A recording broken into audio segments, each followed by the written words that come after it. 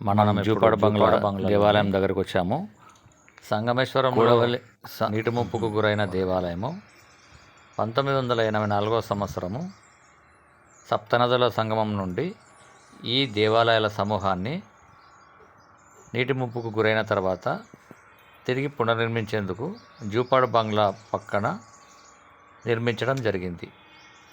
ఇక్కడ కనబడేది సాక్షి గణపతి.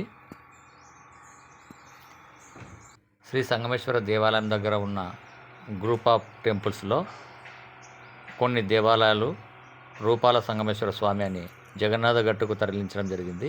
ఇక్కడ కొన్ని దేవాలయాల సమూహము జూపాడు బంగ్లాలో నిర్మించడం జరిగింది. ఈ దేవాలయాలు ఆనాటి ద్వాపర యుగంలో పాండవులు ప్రతిష్ఠించిన దేవాలయాలే ఈ శివలింగాలు.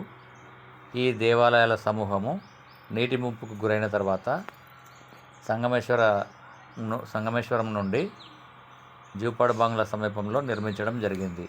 అతి పురాతనమైన స్థల చరిత్ర గల ఈ పుణ్యక్షేత్రాన్ని దర్శించుకొనుటకు వేలాది మంది భక్తులు విశేషంగా శివరాత్రి జాగరణం చేయుటకు ఇక్కడికి విచ్చేస్తుంటారు. ఇక్కడ దర్శించిన వారికి కొంగు బంగారం అయ్యేలా ఆ పార్వతీ పరమేశ్వర్లు చూసుకుంటారని ఇక్కడి నానుడి.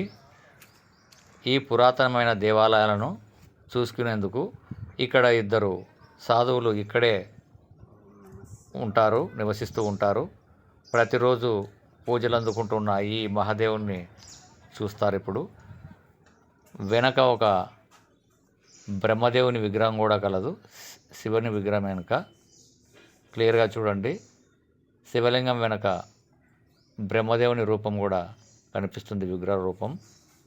ఎక్కడ బ్రహ్మకు దేవాలయం లేదంటారు, ఇక్కడ జూపాడు బంగ్లాలో బ్రహ్మదేవుని విగ్రహం కూడా మనకు దర్శనమిస్తుంది.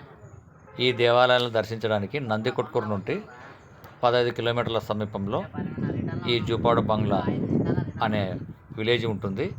ఇక్కడికి వచ్చి 1 కిలోమీటర్ దూరంలో ఈ దేవాలయాల సమూహం ఉంటుంది. మీరు రావాలనుకుంటే బస్సు సౌకర్యం కూడా కలదు. చాలా గొప్ప పుణ్యక్షేత్రం ఇది. దర్శించిన వారికి కొంగు బంగారం అయ్యేలా ఆ మహాదేవుడు సాక్షాత్తు ఇక్కడ ఉంటాడని ఇక్కడి వాళ్ళ గట్టి ప్రగాఢ విశ్వాసము. దేవాలయాలు మొత్తము విమానాకృతిలో నిర్మించబడి ఉన్నాయి. పురాతన దేవాలయాల సమూహంను దర్శించడానికి రావాలని భక్తులకు కోరడమైనది.